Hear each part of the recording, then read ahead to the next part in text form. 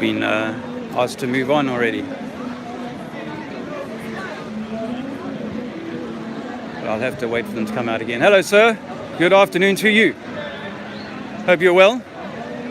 This is mind-blowing information, and I only discovered this a few years ago. Truth is, the government has lied to us about everything, including where we live, who we are.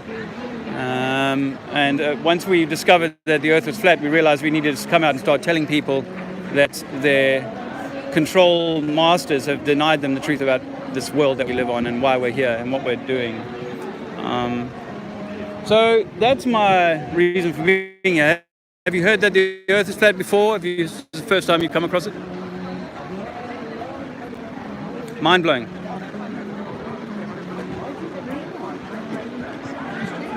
Hello friends, if you're tuning in now or sometime in the future.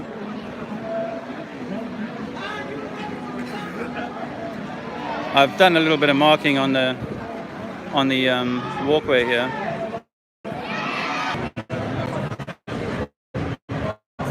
I'm back again. A little bit of trouble. Hey, Harry. Oh, okay. Oh, I'm filming that way. I'm filming that way.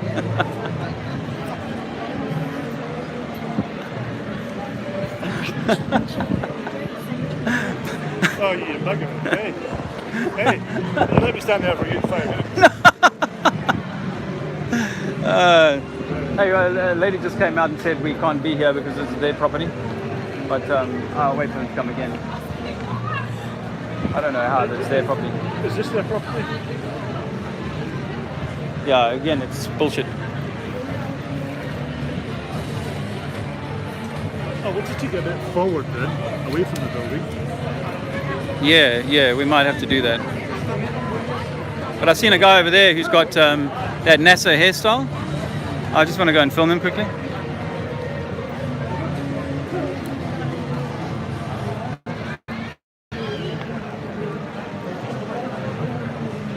Whoa, man.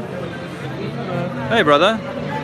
Cool. Have you ever, you know NASA? Oh, yeah. You've heard of NASA? A few videos of the flat Earth. Oh, because I wondered if you'd ever had like hairstyling tips from the NASA team. They seem to do the same thing with the ladies up in space. They hair gel their hair straight up in the sky, and it makes it look like they're in floating. It's impressive. You want to be on YouTube? Yeah. Cool. Do you want to hear that the Earth might be flat? What? Yeah, the Earth is flat. It's not a spinning ball in space. That whole space thing is a lie designed to rob you of the truth about who and what you are. Look into the flat Earth. Look into the fact that there's no scientific experiment to show that the Earth is spinning. And there's no scientific physics experiment that will show you that water can curve around the outside of a shape. Yeah? Look into that. You can't understand what I'm saying? I do. Oh, where are you from? China. You from China? Yeah, what city or what place do you come from in China? Fujian. Fujian. Oh, right. Well, fantastic. Are you on holiday then? Oh, okay. Well, then your English should be superb. How old are you, young man? 11. That's a good age to be. And it's a fantastic age to hear that actually the government and your teachers might have been lied to themselves and they don't really know what's going on in this world. But if you discover the truth about this world, it will empower you for the entirety of your fantastic life. So I wish you very well, my young human friends. Have a fantastic life wherever you go and whatever you do. But remember, we are all one. We are all one of the divine creator of this place. We might be the divine creator of this place. Who knows? Okay. Enjoy your drinks and enjoy your afternoon in Leicester Square. Cheers, bro. So you're in a strong wind. You're not out in space. I thought you were in space, man. I've seen so many NASA videos of people that look just like you. The hair is just like yours. I'm impressed. Have a super day. What? I've got a few Muslim flat earth friends actually. In the Quran it says that the earth is flat just like it does in the Bible. It says that the earth is not moving and that the lights of the sun and the moon are small and local. So yeah, it's not word for word. Obviously I'm paraphrasing here to keep the conversation succinct. No, you gotta paraphrase.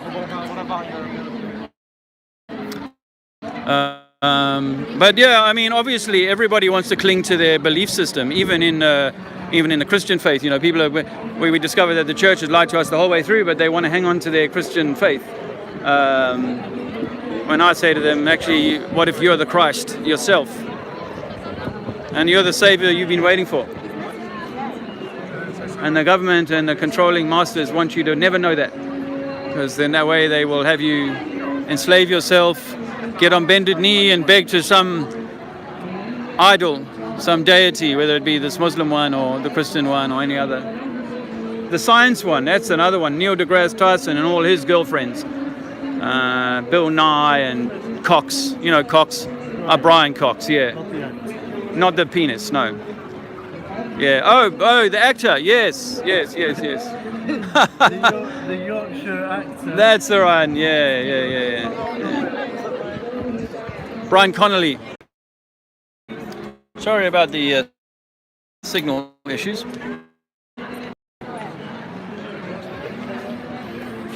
Good afternoon, ladies. Nice to see you today. Turns out our entire system of control, government, religion, and so on, has deceived us totally into believing that we live where formerly were monkeys living on a spinning ball, and now it's found out we actually might be the creator or the spark of the creator itself.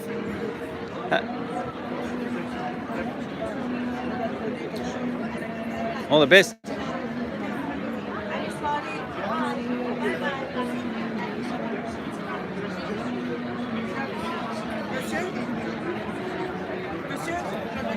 Oh, thank you. That's very kind of you. Thank you. That's all right. That's a contribution from that lady there.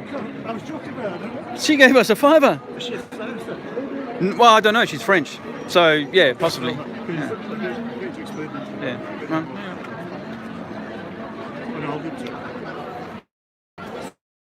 so,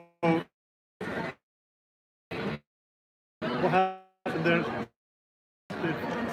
oh, these two French ladies, I gave them a little bit of truth pill, and blow me if she didn't leave a fiver in the dog's drinking bowl for us as a contribution. That is a lot of footfall, so we're catching a lot of eyes. Again, the chalk does wonders in getting people's attention. But because there's so many people walking here, my chalk is running thin on the ground. I might have to touch it up. Let me show you what we're doing here. Did you like my guy with the wind NASA hairstyle? That was pretty cool, huh?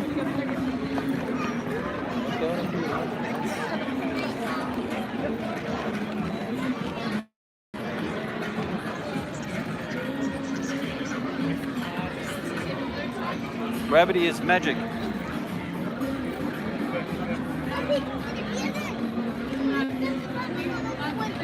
I've got to do a bit more chalk, man. It's really effective, getting people to stop in. It is flat. Absolutely, brother. You couldn't live on a spinning ball if you tried. Damn. Hey, man, bring it and come. We got a Muslim crew over here as well. I might have to give them some flat pillage a little later on.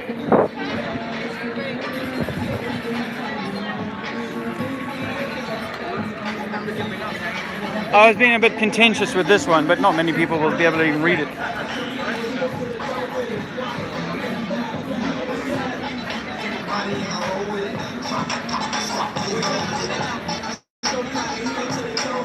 at that guy in space.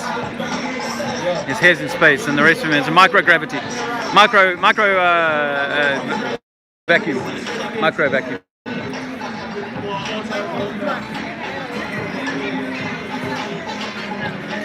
Welcome to some activism in central London. Oh, I got that red line up there.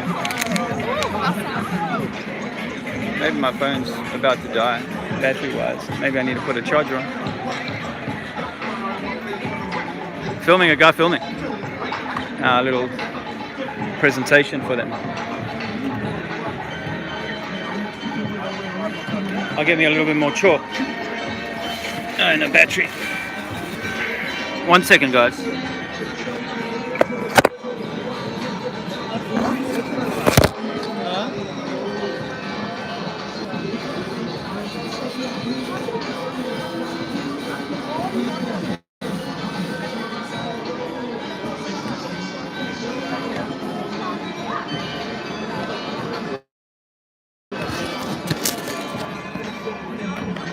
Sorry for the poor service. You know me. I was talking to Harry about it earlier.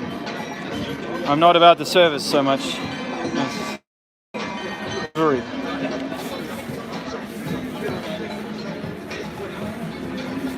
Alrighty, here we go.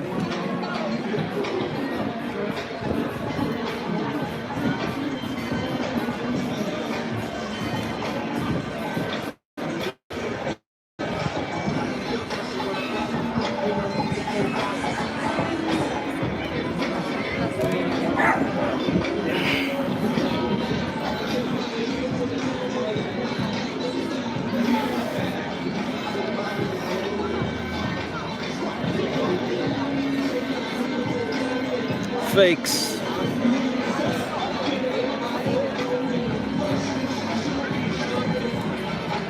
Unfortunately, the two entertainers are taking their way, or the people.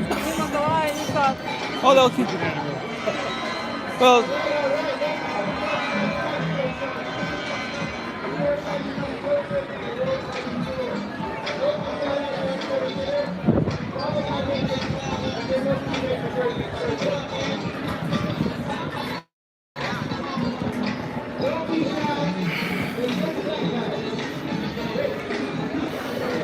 Did you see some of my live stream yesterday?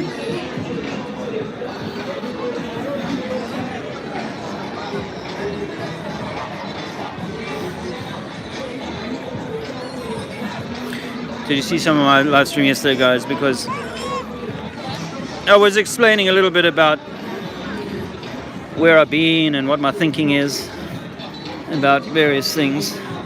You know, where's this all going? Where is this all going? Where is it all leading to? And what is going to be the outcome for us, for the truth, for humanity, for the story, and so on? So much I don't know. So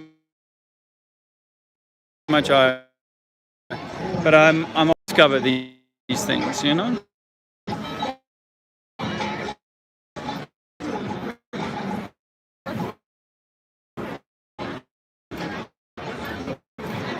But at the same time, we need to be doing work on ourselves. Too much or no, or things place. Good afternoon, sir. My name is Dave. 4 years ago, I discovered that the Earth isn't spinning and that there's no measurable curvature. And if there's no measurable curvature, we can't live on a ball. If we can't find water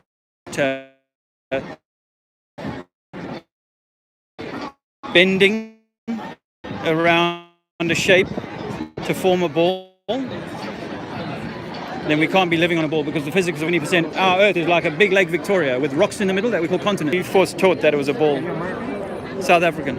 Creation, in fact, you might be the creator itself. Meant to be having a divine experience of your creation. Not one where we're enslaved by a series of, you know,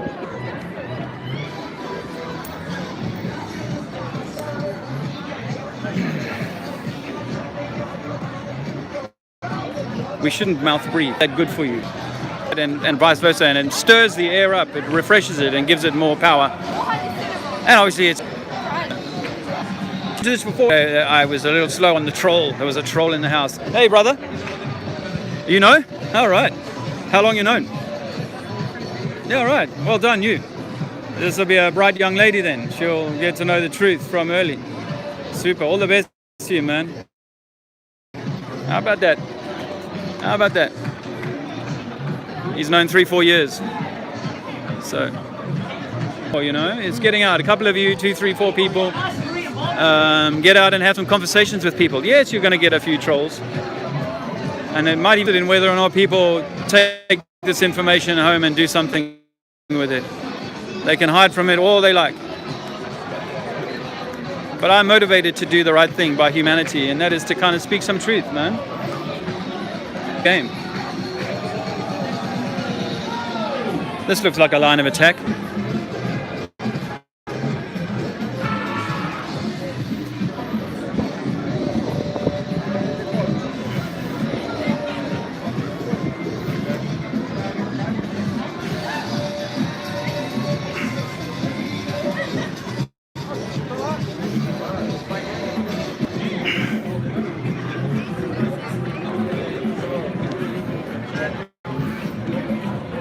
Yes, hey, let's get the Europeans involved here. They're obviously in on it.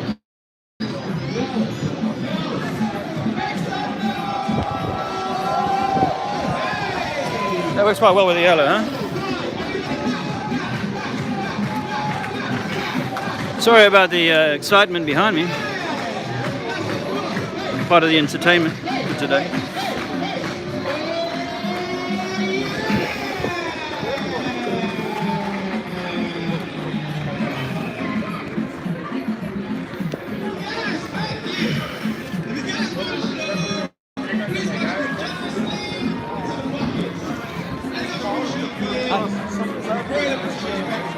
Have you heard this before, ladies? That NASA is faking space and that we've never went to the moon?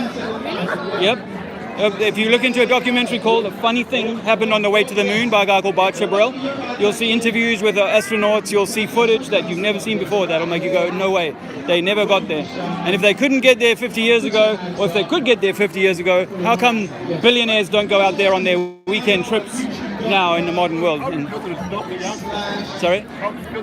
Okay, that's a possibility, but what about probably because they can't go?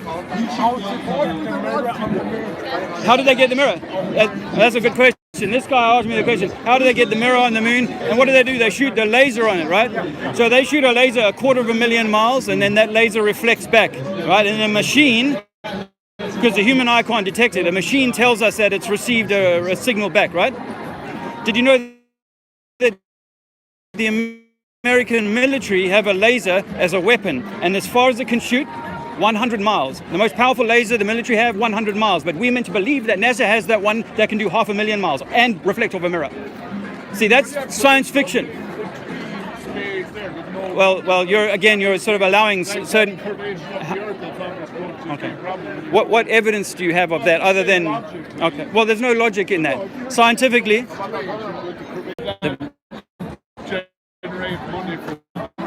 NASA earns 50.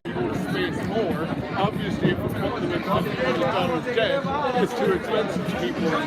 But when you say costing them, who do you mean by them? Do you mean the slaves, the taxpayers? NASA. Yeah, but NASA gets their money from who? Well, I don't know how the funding is and how much tax. NASA gets their money from the taxpayer. No, well, let me help you with that. So that's simply a tax on the people as the very first level. Yeah, but no, wait a second. You asked, why don't billionaires go into Now, then you said NASA and 50 million worth of debt or whatever. No. So obviously, if they come to NASA, there's the full cost of that as well. Okay. So why would they spend this on But does that make sense?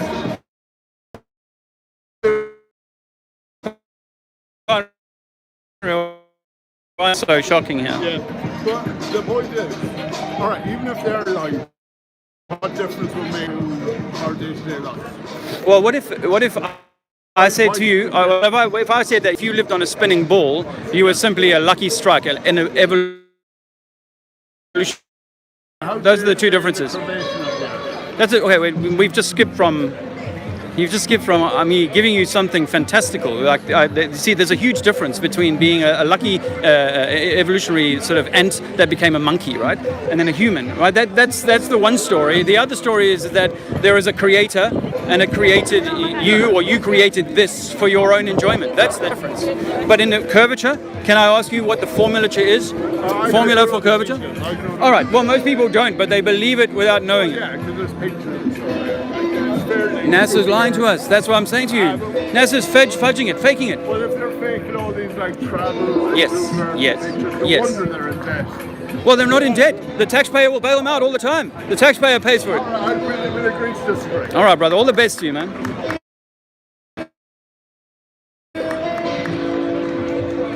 Hey, how's that? Another good interaction at Leicester Square, friends. And a little bit of tunage, man. I like this song, I have to say.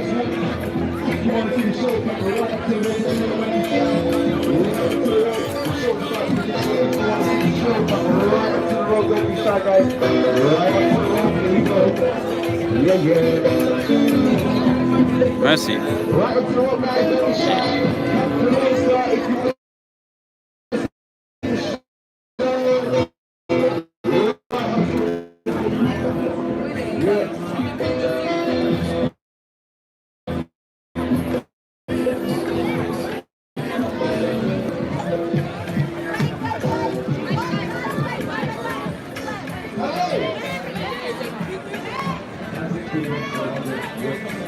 We're getting a good session here today.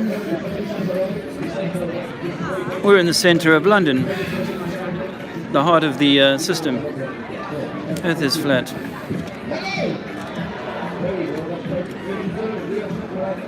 Friend.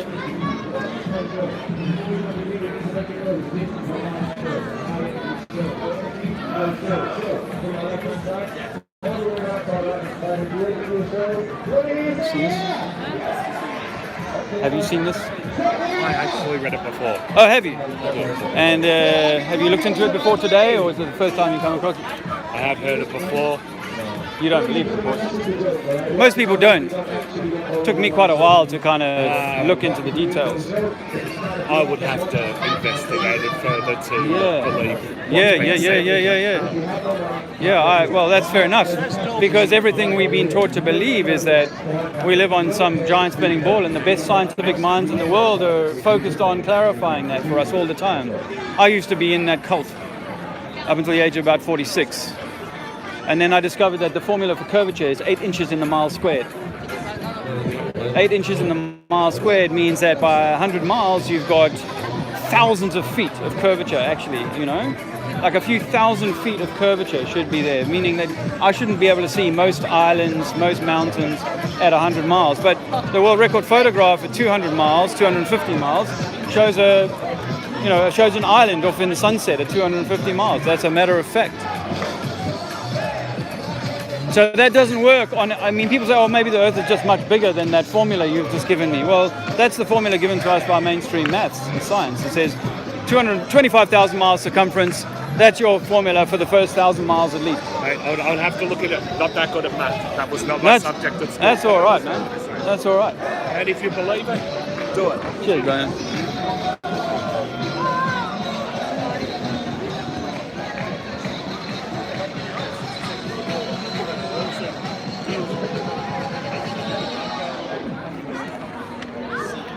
Harry's having some good chats. See, there's so much footfall along here. So much footfall that my signage gets a little bit worn out.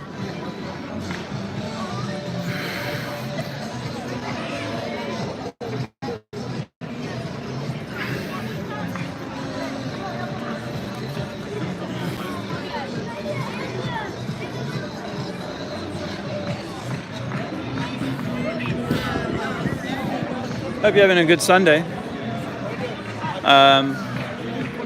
Now, obviously, we're going to get laughed at by the NASA geniuses here. Gravity is magic. Sure is. Sure is. Newton's third law says that when you put force into something, you get an equal and opposite reaction. So when I lift something up, when the apple tree lifted up that apple, the opposite force to that was falling. Go back to Earth. It's called density and buoyancy. Magic, gravity. If you say my apple has fallen to the floor, now I'm going to be able to walk underneath a ball and rain is going to fall upside down. That's the magic, my friends. Who can tell me what relativity or the theory of general relativity is? I know what you're thinking about. Like if you're on a train that's going like 50 kilometers an hour, and you throw a ball forward that's going at 5 kilometers an hour. Okay. So you on the train is going to be traveling at 5 kilometers an hour. Okay. Someone outside is traveling at 55 kilometers. Okay. So you're contending that we live in an enclosed train, like something with an enclosure? That's how. Yeah. It's momentum. Okay, so but you give me your example of the train. What in our atmosphere is the representation of the roof and the front of the train? Because your example puts you in a capsule that prevents you from encountering any of the atmosphere around the capsule. So you don't need a roof. Okay, but if you take the roof off the train and then throw the ball, are you going to get the same result? The wind isn't moving with it, which on the earth it is. Okay, but you've taken the roof off. So I'm asking you again, where's your roof on this earth? What's the hard roof of the train? How do you, because in science they'll tell you that the atmosphere gets thinner and thinner as you get up. So there's nothing hard there, there's nothing roof-like there to kind of create the barrier that you've just offered me as your example. So gravity is just a word because you can drop a pencil on the floor, that's going to be the roof of the train now? Gravity is the law of physics. The more mass an object has, the more it affects it. So if we were floating in space and there's nothing around it, we would slowly come closer to together because mass attracts mass. If that was true, why doesn't the sun pull our moon away? The sun, because the moon is pulled towards the earth, and it does very slightly. But the sun is meant to be so much more massive, then surely everything should be pulled to the moon. We are falling forever. That is how the earth stays in orbit. And how do you know that? Because that's the basis of math. Okay, so tell me how many movements is the Earth currently got? How many vectors is the Earth moving on at one time right now? We don't know this. We're not taught this, so I'll tell you if you don't know. It's 4 vectors. We're turning. We're going around the sun. The sun is moving through the Milky Way, and the Milky Way itself is moving through the universe. 4 different directions. But none of these has ever been scientifically proven. But if we live inside of the Big Bang, then those stars that are also moving at millions of miles per hour should be moving relative to us. You know, so like if you were sitting on a train, your same train, and looking at the posts going past your face as right next to the train, right? The train lines, those posts were whizzing by. But in the distance, you got a mountain that's moving more slowly, and further behind that, there might be a spire that's moving even more slowly, right? I always forget the name of that. Okay. No, it's got to do with it's also got to do with the distance away that it is. You know. All right. So the closer something is, the quicker it's whizzing past. But the further it is, the slower it's going to move past you, right? Now, if we had millions of stars out there that we were looking at for the last 2, 3, 4,000 years, then those stars should have changed position relative to each other, because they're all moving in their own different directions, right? That's what's happening. But the fact is that we know that for thousands of years we've been monitoring the same star constellations in exactly the same position, and yet they're meant to be moving at millions of miles an hour. That's why we're able to track. Okay, so I'm saying about not the wandering. So I'm talking about the constellations. You know, like Pisces, Aquarius, Scorpio, all those things. They are different now than they used to be. You know that what your zodiac sign actually involves, because the stars are different in place than what they used to be in the Greek times. Okay, but in 2,000 and 3,000 to be a computer, you can Google this, and they know that it's 2,000 years old, and they were already mapping the exact same positions, and in fact the pyramids are built in the alignment of, I think, Orion's belt, and these things are still true today, and that the North Star has been sitting in the north for all of recorded history wouldn't happen.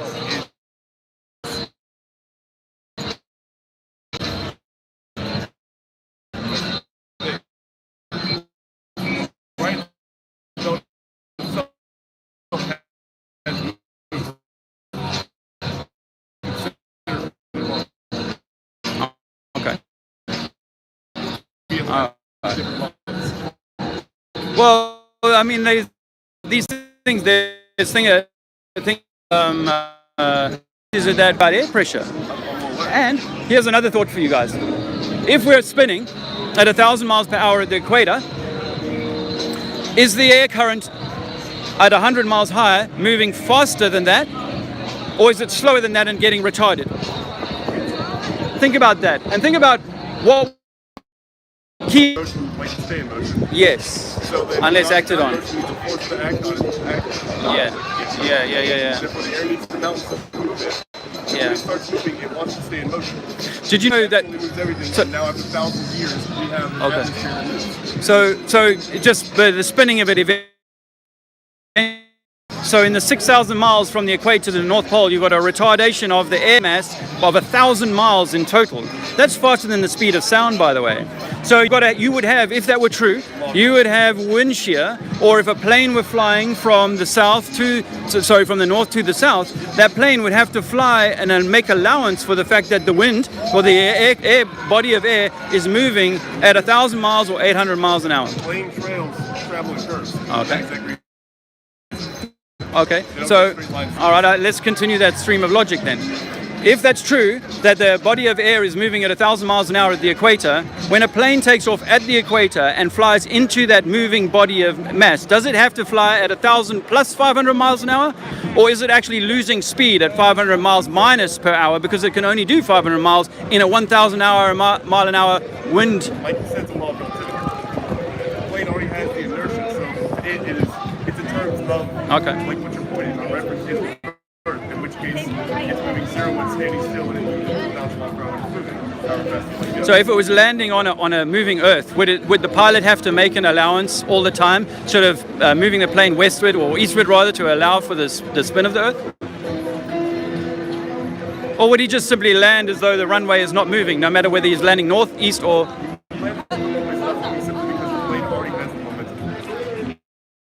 So it's already sort of being pushed from the side by this body of wind. What is the counter? What is the other option? The other option doesn't need all of the clever explanations that you've been programmed with. I had all these clever explanations programmed into my mind too. But actually, if you live on a stationary... If I asked us all to build a model of Earth, each of us would do we'd build it in a swimming pool. We'd go, well, the only way we can actually make this work is to put all of our continents in as rocks in a big swimming pool. And we'll sail around that and we'll fly around that. If a miniature town is built on a flat plane, if you had to build me a building, you'd say, I'll do it on a flat level surface, not a curved surface. If you had to play a game of football, basketball, whatever, you play it on a flat surface. How does it stay on the ground on flat surface? Simply by our weight. Weight? Yes. Weight doesn't exist on ground. What? There's no such thing as weight on ground. That's how. But okay. So you as well. I weigh a certain amount. A leaf weighs a certain amount. You know, that's simply how much a thing weighs. Now, if you strapped a whole lot of helium balloons to me, enough that it overcome my body weight, then I would go up anti-gravity. But what is weight without gravity? Weight is your mass times your gravity. The mass is the amount of atoms in your body. Well, the density of atoms in your body. Times the gravity. Right. Well, that's, to me, simply if I get on a scale or I put something on a scale, it reads a certain amount. You can call that mass or you can call that weight. I don't really mind. But for me, that if something is lighter than the environment that it's in, then it'll float or go up. So let's just say we dropped a tennis ball, it would kind of go down until it hit a pool of water. But if I dropped a stone, the stone would carry on through the water. Why? That's not because gravity knows to kind of keep pulling the stone, because it's simply a different density to the surrounding environment. That's all that is. Stay on the ground with density. We're more dense than air. So Correct. Okay. So why is it that if I create a vacuum and I can drop a feather in a vacuum? Yeah. It applies. It's still up and down. There is only one up. On a flat Earth, there's only one up and one down. Not a clever idea of someone else's down is my up and all of that. I mean, that doesn't really work. There's no density in the jar. There is nothing else but the feather. No air, no anything. Because we pulled all the air out. If you try to separate the jar, you physically couldn't, because the vacuum... I've seen that experiment. Have you ever seen the experiment where they put a human being in a spacesuit in a vacuum chamber? That's never been done on Earth. Why? Ask yourself why our spacesuits would not be tested in a vacuum by humans on Earth. And why is it that our spacesuits turn out to have zips that are not sealed? The older spacesuits have got zips that clearly don't have any protection from the vacuum. When we look at the spacewalks, the modern spacewalks, we know that they test them in a swimming pool in Texas, right? That's where they do their practice. Swimming pool simply because they know that the water has to be airtight for water to not get in. And that's almost a better test because water would pull into the suit. Water pushes on. Okay? So you're making excuses for the complete opposite force. You see, water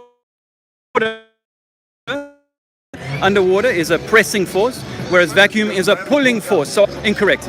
Okay, so if there's a system of gravity, why can't I? That is on us to, and actually the further we go down, the more our buoyancy is starting to work against itself up because. Gravity pushes water, more water in that space. But if you. Without gravity, it would all be the same density because water's all the same. But if you had to take, like, say, 10 pancakes, put Got the. the weight in the bottom. But that's the common sense says that the more I stack things on top of each other, the more load the one at the very bottom has got to endure. That is gravity.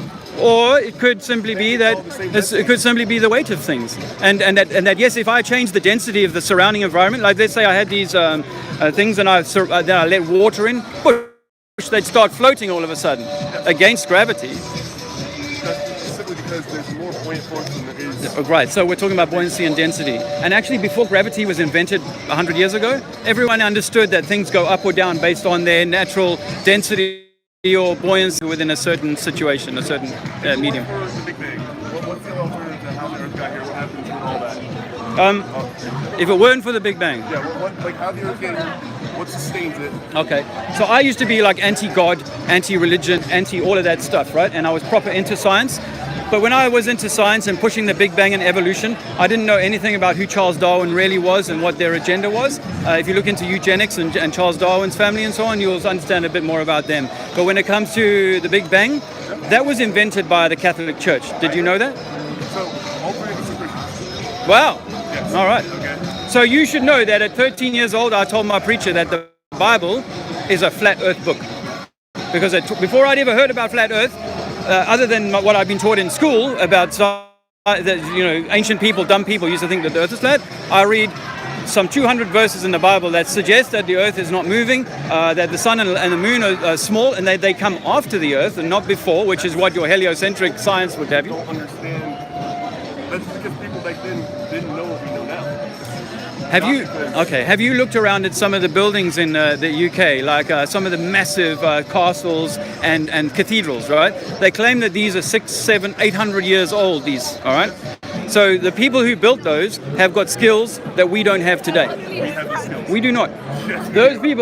Those buildings over there, right, are of a grandeur and of a quality build that we do not build today. Most of the buildings around here are like that. And I would contend to you that actually man was smarter. I know what you're saying to me is what I used to say, is that we were at the pinnacle. We were at the pinnacle of our science, our knowledge and so on. But actually man was once upon a time much greater than he is now. And he's been held down and subjugated by religion, by government, by the powers that be. Absolutely. Absolutely. So I went through my Bible study.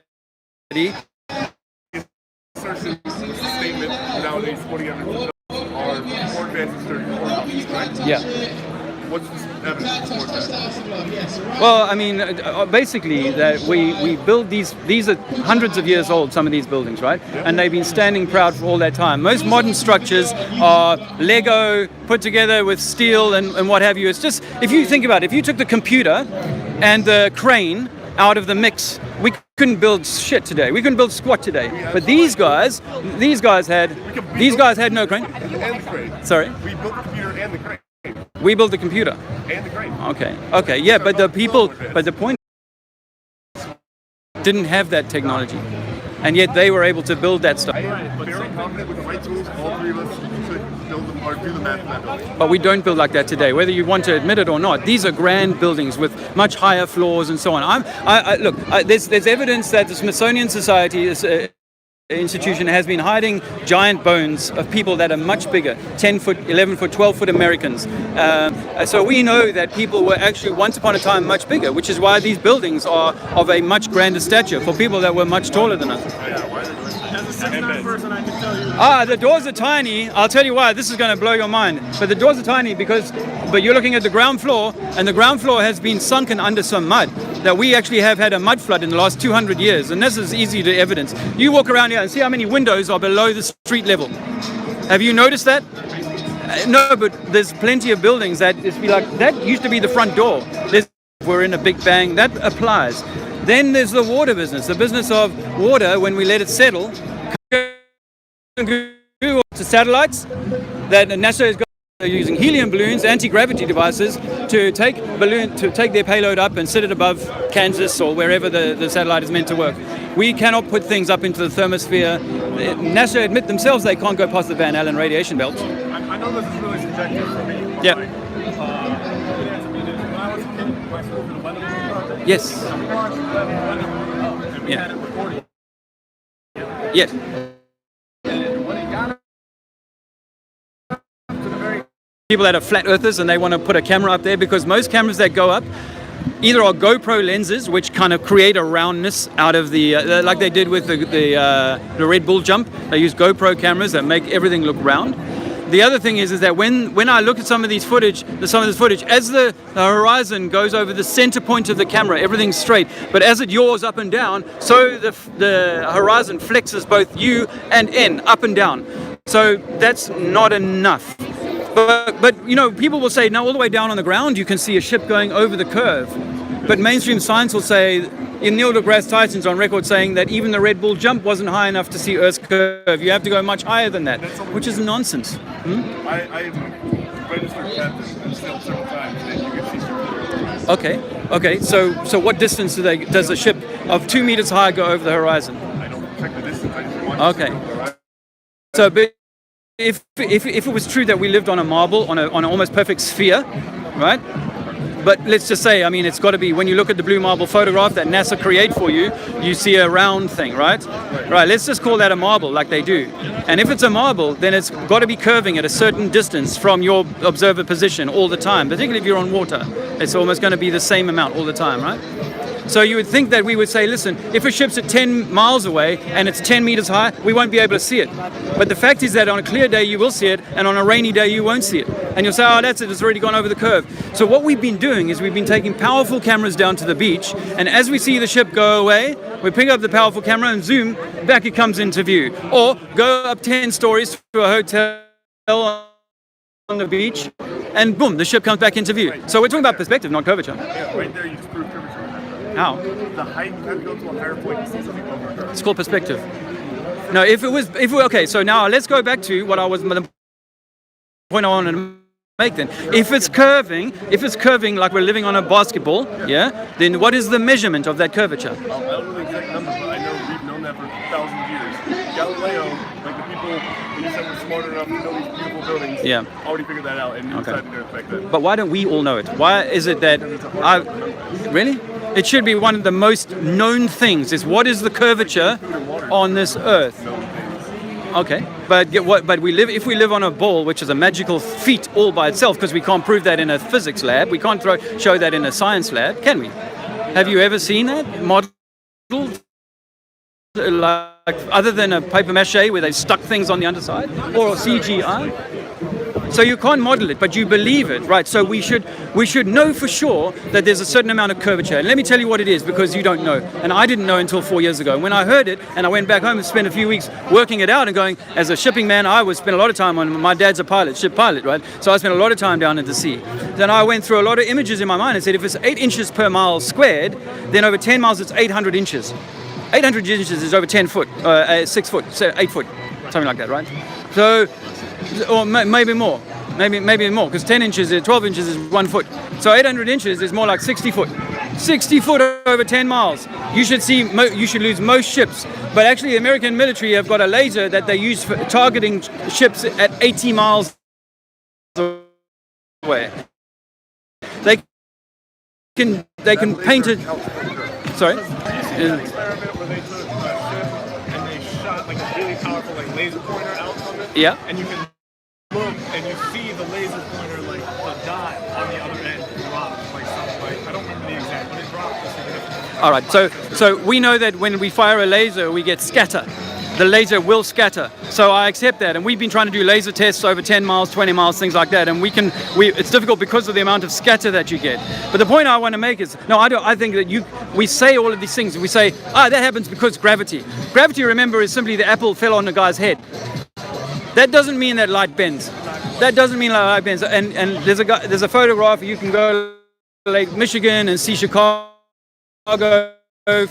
from 50, it's because it's curving. So again, I say to you, if it's 8 inches in a mile squared, we shouldn't be able to see France from England. Well, how big is the Earth? Big. How big? Absolutely. again, important facts to information. That should be that as I go up, if I'm looking down on your basketball, again, I ask you how massive. Did you know that it's 24,000 miles in circumference, and if you put a NASCAR track down, you could drive around it in less than 4 days. It's not that big. It's not that big. Can I just ask a question? Yes, mate. So if like you say, the Earth is flat, Yes. then one can assume it's not spinning. Yes. Okay, so if I was to go to a high building, Yes. throw a basketball off the top, Yeah. it would go in a straight line. Unless there was wind. Yes. Oh, okay, so there's no wind.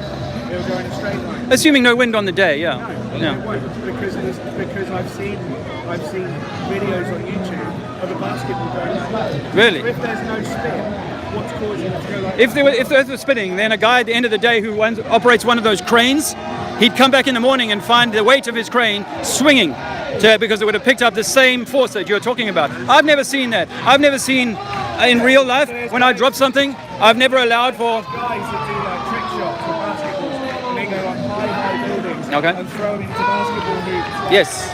Yes. that's the story. Yeah. And when they throw it, Yeah. they don't put spin on it or anything. You sure? They throw the ball, You sure? And but you can say that about everything. Okay, so tell me this then. Answer me this question. That point wasn't- Do you remember the Red Bull jump? The Red Bull jump by Felix Baumgartner. Do you remember that? No. Okay, a guy went up to about 124,000 feet, 130,000 feet, something like that, and then jumped out of his cupola at 130,000 feet. It took him 3 hours to ascend, and when he came down within 10 miles of his starting point. If we lived on a spinning ball, like you say, and that effect would happen, then over 3 hours he should have been 100 miles, maybe 500 miles away from his start position. I know Think about it. That effect does happen, but it's not because I'm not going to spin. Like, if the spin moves things and I jump, I would move. I mean, I don't agree with him, but I will say the only reason people move is the same thing baseball players do. They spin the ball on purpose so that it picks up wind distance. Yeah.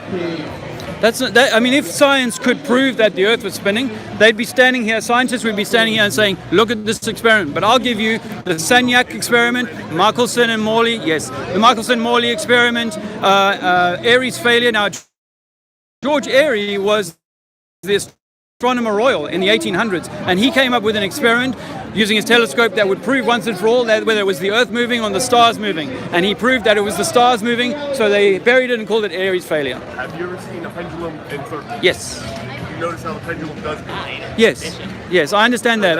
I think that can be explained by electrostatic forces that exist on the Earth. So I think that we live in an electromagnetic torus field. I used to believe in particle physics. Now for me it's wave physics. In fact, the double slit experiment destroys particle physics, in my opinion.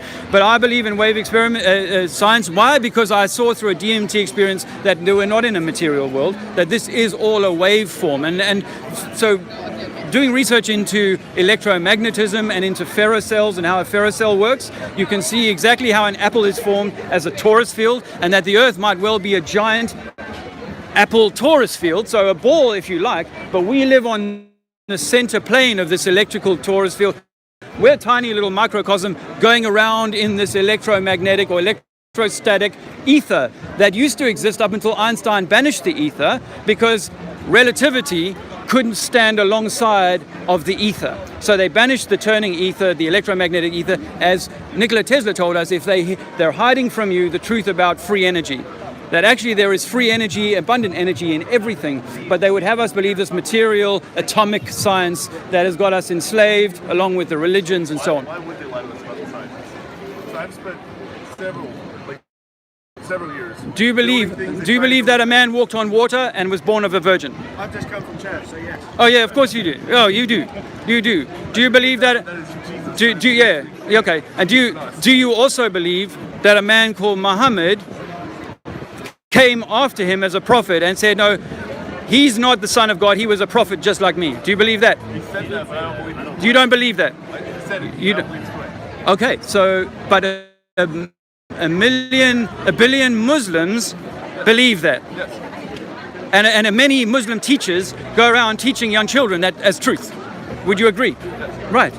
So I'm saying to you that scientists have been lied to about material science in the same way as I raised my young children to believe that we lived on a spinning ball, and that in the center, 4,000 miles beneath us, is an iron molten core, and yet we've only drilled 8 miles down. So it's an awful lot of belief. Because gravity forces it to become more and more Dense, yeah. Okay, so again, that's why I put here gravity is magic, because you could replace the word gravity with the word magic and say, because magic allows light to bend, magic says that things are going to happen. Well, things do get more dense as we go down, I accept that, but things also get lighter as we go up. And as we go up, our rockets have got nothing to propel against. There is no particles, there's no earth. So the NASA ships, they go up 20 miles, 30 miles, and they tail off and they end up in the ocean. And everything else you see on the ISS is done in a stage set on a 747 that goes up and down, mimicking a zero gravity, and with harnesses, and in a swimming pool. And that's how they've done this whole magic trick. And the magic trick is done on you so that your science teachers will honestly go and teach this to young children, truly believing that this is the science that, and I couldn't understand it when I was growing up, why my religion of Christianity was willing to accept that the Bible says the earth is flat, and yet we're willing to accept and go along with scientists who say that gravity does things to water that we can't prove. Do you remember when the teacher spun the bucket of water above her head and said, this is gravity in action? Inertia. Is that centrifugal force? And how does that, for me, everything is just flying out. When you spin something, everything is flying out. That's common physics, right? It needs a bucket to contain it. So the earth would need a bucket to contain it. And that's what I'm saying. It has to be in a bucket. Huh? That bucket is gravity. So Earth is constant. So you're giving gravity a word, No. a plastic surround. Between me swinging a bucket and Earth spinning around. Because what Earth is doing is, if the Earth wasn't moving, you would just be falling directly towards the sun. That is how it stays. But since the Earth is moving, as we get further away, we fall as well. If that makes sense.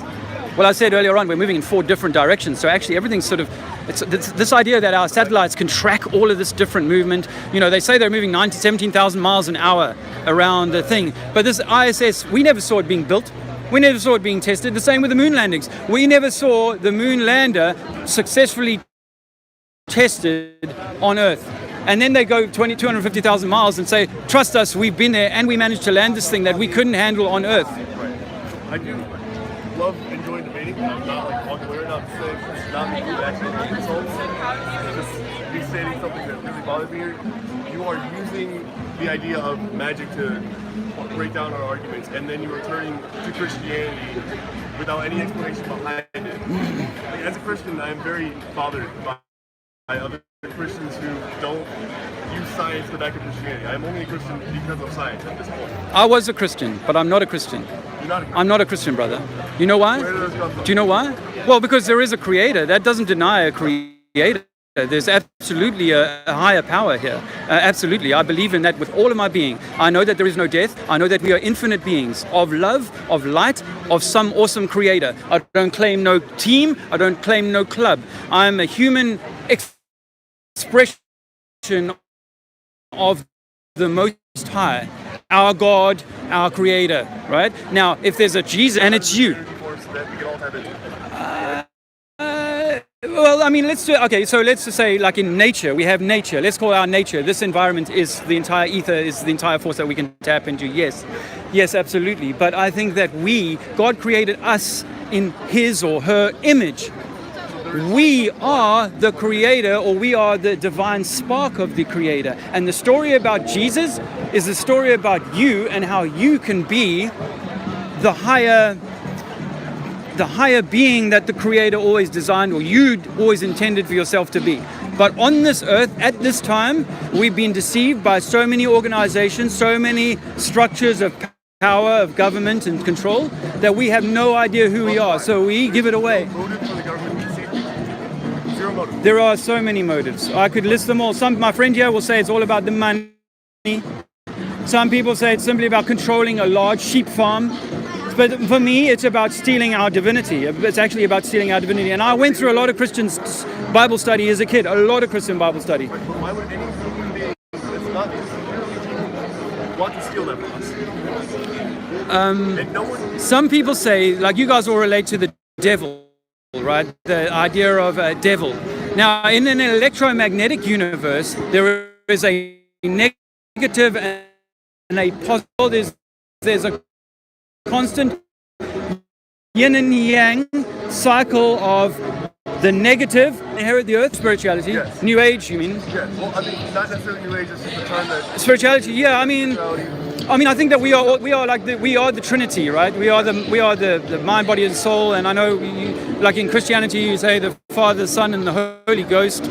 Yeah, I did church big time, and that's, you wouldn't have heard me say this, but I saw a flat Earth as 11, 12 years old. I could fake them to give everybody this. As the moon landing, what is access to on the moon? If you gotta tell us. What does it look like? So tell me what you saw. Like a glimmer of light. Okay, 'cause So you saw a glimmer of light when you were looking at the moon. Some people say what they're seeing is because the moon is would contend to you. NASA put a mirror on the moon. I believe that NASA 1,000 times, 2,500 times for quick. Well, we are on Earth. So that NASA is shooting, right, has to go through at least 100 miles of Earth's atmosphere, another 250,000 miles, hit a mirror, and then reflect. So it's not even getting a juice up. It's just getting a reflection. like you said, photons are affected like that. Okay, your argument is from Earth. That might have some argument, but No. The 250,000 miles should be the argument. And here's the thing: you can take your telescope, right, and look at fantastic features on Mons, different things on the moon, right? In fact, you can see a crater that's apparently 50 miles across from 250,000 miles away. But the ISS has never bothered to take a camera. None of the astronauts have never taken a camera and pointed it outside of the ISS and zoomed in on the Earth, which is only 250 miles away, and then zoomed in on any city, on any activity that's going on. But with the zoom lenses that we have today, it should be quite easy to, say, film Washington, New York on any given day of the week, any given day of the year. But we don't do that, and yet we can see a 50-mile crater with the same telescopes that you could buy for a few $100s. Come on, guys. Your telescope's on. Not necessarily from the ISS. they do that because like invasion of privacy, not because they can. That's how like GPS works. Like you go on Google Maps, you switch over to satellite view, you can Like you see the entire row. they don't get that. Okay. Well, I'm glad you bring up the satellite GPS. Cheers. I'm glad you bring up the GPS because actually GPS only works when you've got ground towers around you. When you go out into the country, your GPS fails.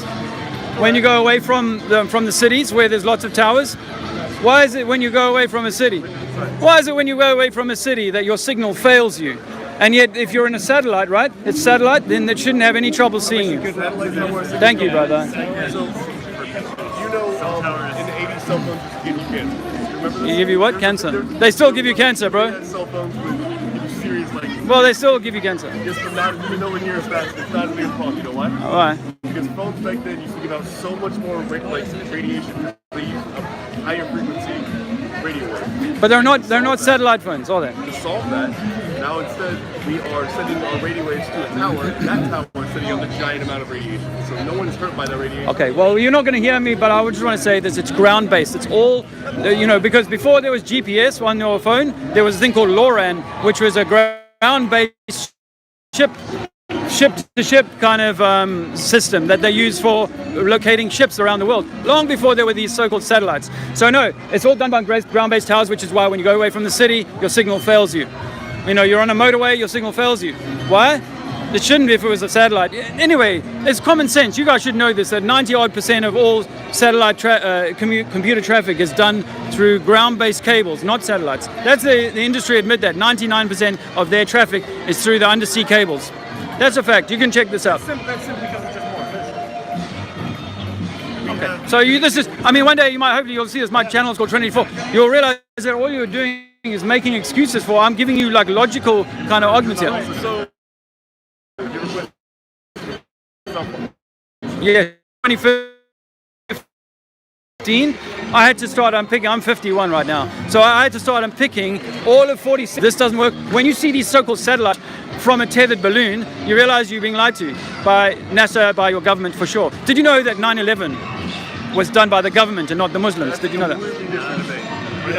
No. It's about how our government are actually deceiving us. It's about understanding that the possibility, the magnitude, because what you're thinking is they can't lie to you on such a grand scale. How could they lie to you on such a What I was saying is, you were like kind of accusing us of just like going with it, but like, Yes. so you say gravity is magic Yes. because we don't know why it works. Well, how it works. How Yeah, it works. yeah. We know, So it's just we a know- word. Well, no. We know how it works. We know that if you drop a ball, we know that if you use these mathematical. You've gone from dropping a ball to a mathematical equation. That doesn't give me people can walk on the underside of a ball. No. So what I'm saying, before we drop the ball, we just got out of physics on here. So You got what? we just got out of physics. Oh, wow. Yeah. Fantastic. Fantastic. This is, you guys are perfect. We have done. Yeah, this is, so you got to admit, well, you got to, but you got to admit then that this is your, what you've been trained to kind of accept as being for real. Have you ever shown how, other than in a water droplet, and for surface tension, you can get a large body of water to form a round shape, or to even form on the outside of a shape?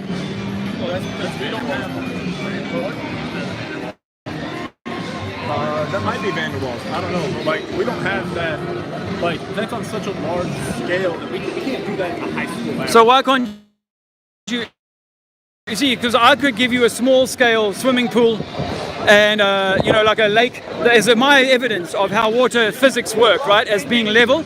I could give you those examples. I could also give you the Suez Canal, which is 100 miles long and provably level from one side to the other. So I'm giving you big examples. Calculus term of local linearity. No. Okay, so what that says is if you've got a curve, if you continually zoom in on that curve, Yeah. you'll hit a point where that curve appears flat. So if you've got a much bigger curve, like say the Earth, Yeah. which has a massive curve, then if you zoom in, it would take that much zooming in until it appears to be flat to an observer. But I'll remind you that the world record photograph from one beach to another is 250 miles. So over 250 miles over water, which is meant to be curving and bending because we live on a blue marble, right? We're still seeing the same beach at 250 miles, which should be 3 miles down. This is according to Euclidean geometry. And gravity is also affecting light. Just Gravity. Just go with the magic. Just go with me here. Okay. Stay with the magic. You're saying that simply because you can't understand how something. No, you know what the word understand means? To stand under it. And I used to stand under this dogma. But I'm sorry. Well, yes, it does. Yeah. When Concord was fine. Concord? Yeah, 60,000 feet. Yeah. Yes. Yes. Yes. When you're down, you don't see it. Yes. But it's not the scale. Yeah. Okay, I've seen an interview with a well-known physicist called Neil deGrasse Tyson, where he says that a Concorde's not high enough to see the curvature. What you're seeing is perspective, and the natural roundness of our eyes creates sort of round lensing of the environment around us. So what we think is curvature, when we try and measure it, we find that there is no curvature to be measured, physically measured. So how come when you're out in space, you see one side, you don't see it clearly at the same time? All right. Well, have you've been to space? When you how come when you go to space? I've never been to space, but what I can tell you from high altitude balloons that people are putting up to 130,000 feet, twice the Concorde height, is that we only have a limited range of view. You know, light is like, these guys think that light travels infinitely. Well, I'm afraid to say, just like a torchlight, you could walk 10 miles, 5 miles, 2 miles away, depending on how bright the light is. Eventually, you won't see that light source anymore. And so when we look around our world, there are limits to how far we can see. I would suggest it's a few hundred miles into the gloom, but a little bit like scuba diving. You know, we are limited in our vision, more so under the water, and more so at thick air. But as we get up, we can see further. Yes, no problem with that. I'm an engineer. Yeah, I work on it. and that's called an airplane, right? Because it flies over a plane. And you can see the curve. No illusion. Yeah. You can see the curve. Yeah. Now I can see for myself. Yeah. But at the same time, But can you measure it, my friend? I'm asking you, brother, can you measure the curvature? I'm tired of people telling me they can see ships going over the curvature, or they're at 30,000 feet they can see the curvature, or at 60,000 feet they can see the curvature. if you're on the sea, on a ship, Yep. and it's shipping on the horizon. No, because Well, because again, there's moisture in the air, so there are limits on how into the beach. They set up their zoom in. You can still see her. In fact, if you go up in your Concorde over, say, the Mediterranean, leaving this port here, I'm going from England to Spain. Am I going down? And is the ship Down and up is relative. okay. Relativity? Yeah, we come back to relativity. Somebody decided Yeah. north is up and south is down. Somebody said that's bullshit. Okay, just relative. Okay. Okay. It just depends how you want to look at it. But it doesn't mean that when you look from Spain, you're going up. Do you know what I mean? That's the problem with the ball, is that if you lived in Africa, in theory, you would be coming back up. But because of relativity, This is my point. It's going up and down. Yes. North and south track. Okay.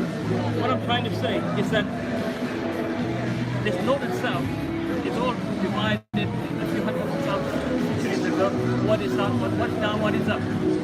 I get the north, south, up and down. But if you're saying that the ship is going over the curve, that must mean, logically speaking, it's going down the ball, around the ball, right? Isn't that what you're saying?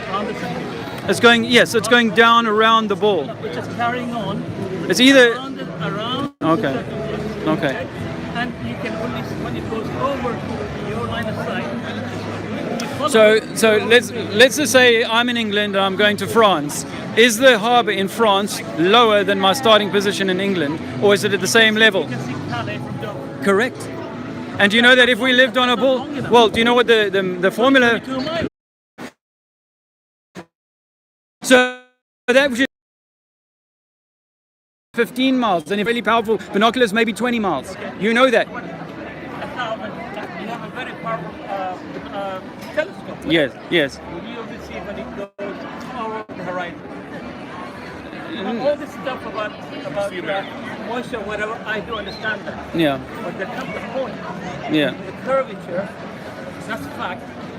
I'll bet you. How much would I bet? There's a guy doing a 10,000 pound bet that anyone that can bring him measurable curvature, No. take a photo. Take a bet. 10,000 pounds, you and me now. Yeah. Right? That we go and find a place where you can see a ship go by and you can't see it over the horizon. Yes, I'll take that bet with you. I'll take question. that. So we've been to the top of Mount Everest. Yes. We've been to both of the poles. How come there has never been an expedition to come back to report that here's the edge of the Earth? How come we've never circumnavigated? How come we've never flown under the South Pole? We have. We've never gone north-south. We go east-west all the time, but we've never gone. Question. Okay. The question I have is who has ever had an expedition to the edge What edge? of the world? If you say it's flat, it must be an edge. Why? You say that because Well, if we live in an infinite universe, which is got these balls of rocks and gas simply floating around on a cushion of time and space. I'm not disputing that question. And that- I'm asking and that- who has done the expedition to the edge. Well, as far as we know, that the Americans did a series of expeditions in the 1940s and 1950s with a guy called Admiral Byrd. He was their most decorated admiral at the youngest age. He did 3 very well-known operations. Get to the edge. No, but he says he found more land. He found more land, but so I don't know. Assume that you can't fall off a ball, but you're getting lost. Able to go and do these other expeditions. My brother, you're getting lost in. Have you been to the moon? No, but Have you been to outer space? You're You now believe in throwing something. red herring. No, because I'm talking I'm about. asking one simple No. question, because we've been to a lot of places. We've got the photographs, we've got the evidence, and multiple people have been back. Okay. Not one person. And I know there's a lot of flat earthers who have a lot of money, even some in Hollywood. No Yeah. one has ever financed an expedition to the edge, and no one has ever been to the edge. There's a lot of people who were there 50 years ago. Who has been? If you guys are also committed to this, start hiking. Show me the edge. See, the edge story is one that's been seeded into the minds of the ball believers. So you believe you live on a spinning ball, but you want to find an edge? You don't fall off the ball, brother? Okay, all right. Well, here you go. The truth is we've never flown underneath the South Pole or Africa, anything like that. We've never done that. And Richard years ago. NASA admit themselves today that they couldn't go back to the moon because they've lost the technology. They say they've lost the technology and it's a painful process to build it back up again. Going to the moon 50 years ago is like how look at our aircraft. 100 years ago we had the Wright brothers. 30, 40 years ago we had the Concorde. That's a huge leap forward, right? 50 years ago we had the capacity to go to the moon. Now we can't even get into high Earth orbit. But you're changing the subject. The flat flat disc. Disc. I didn't say disc. I've never said disc. So what did you say? Flat No, I said a flat Earth. I said that. Think of it. Think of it like a big lake. Okay, what's that? I don't know. Ancient cultures used to say that we were riding on a turtle, but I have no idea, and I'm not claiming knowledge of that. I'm not making big claims like gravity. Yeah, gravity is a magical force. Yeah, fuck that.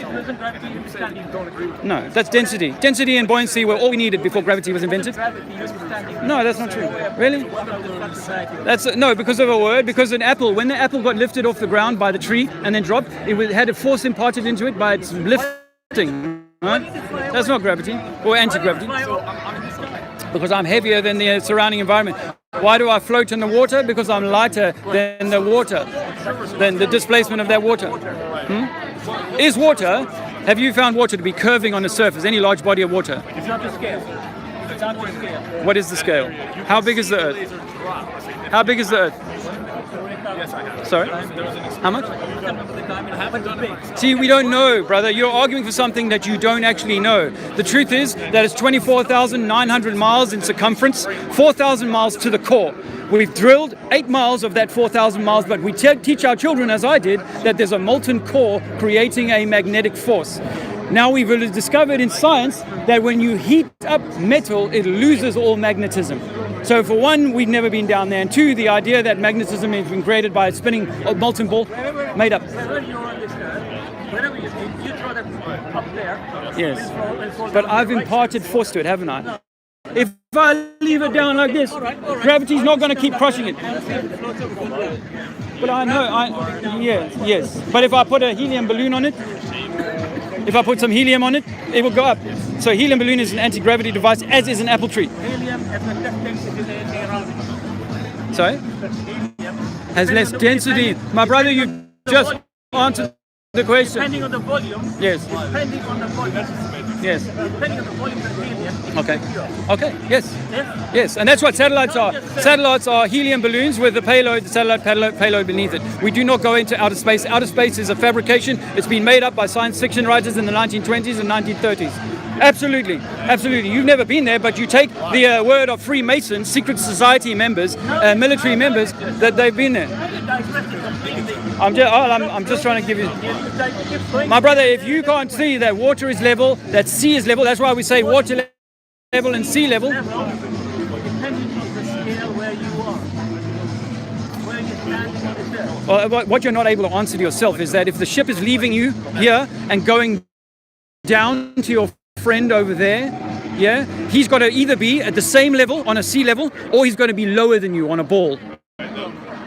Which is it? Depending on the scale, as it goes at Which is yes, or which is you got two answers, my friend. Either the ship is going down to the port over there, or it's going on the same level.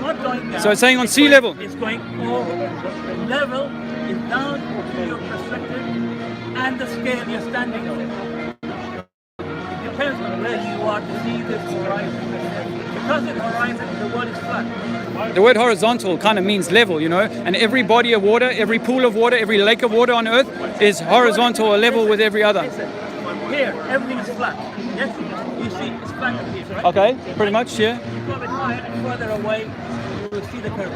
Well, I know. Well, okay, we'll have to disagree on that. Anyone else got questions? Hey guys, how are you doing in there? There's 20 people in the chat and in the thing, so that's nice. I need a drink. Damn, muscular. Hey, this has been really productive, don't you think?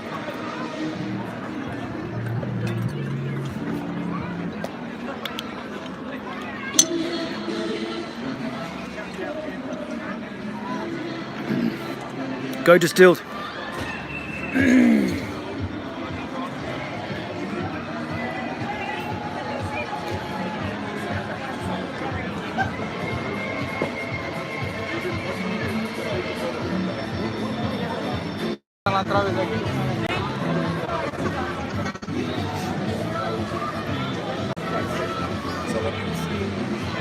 Don't you have a question, bro? I don't have any questions. You sure? Yeah. Come on, man. You must have something. You must want to say something. Well, no, I've had them all answered because I have a degree in physical astrophysics. Okay, that's fantastic. I've had a job for 8 years controlling satellites. Wow. And I'm currently building them. Wow. So I don't really need any questions asked. Do they launch satellites out of Sweden? Not out of Sweden. Because I've heard that NASA operates a big station out of Sweden. No, you don't want to be launching from Sweden because you want the area to the east of you to be clear of people in case you have a failure and your rocket falls on people. Okay. What if I was to offer you this as a thought that can you tell me what part of the process you're involved in? Well, I've been in the end user process. I've been controlling satellites. So you don't launch them or build them?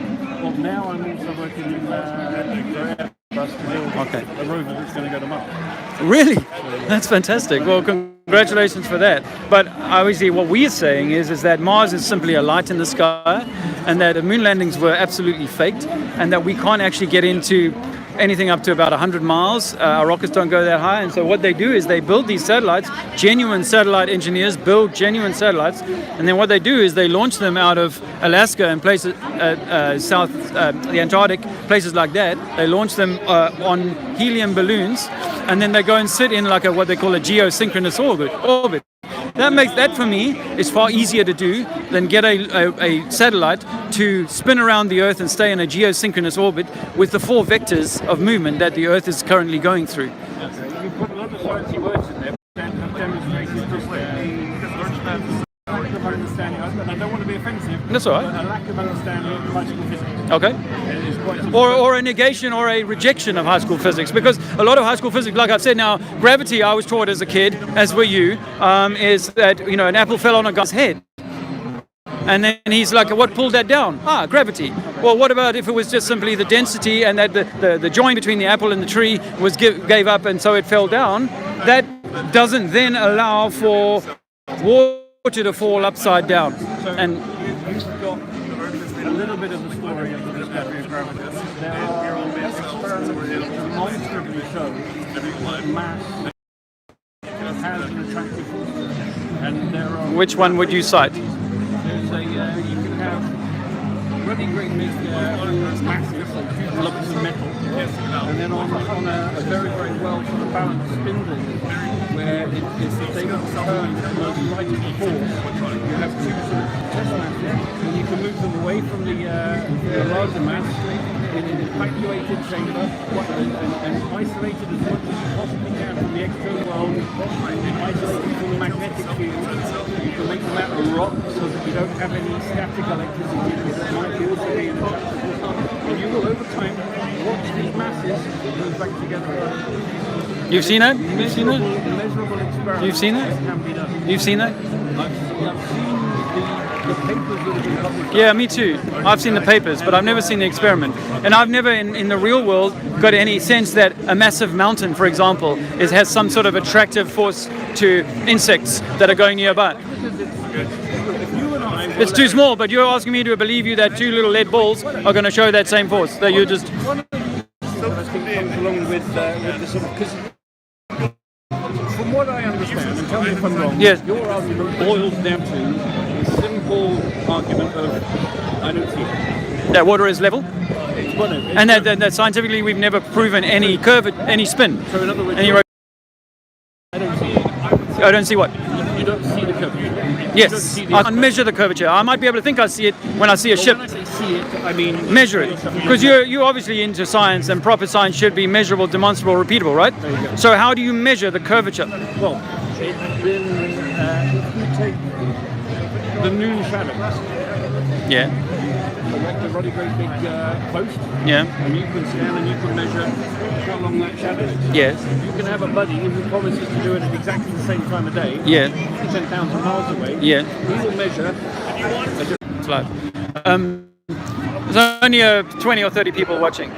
So, but no, On your side or are they on my side?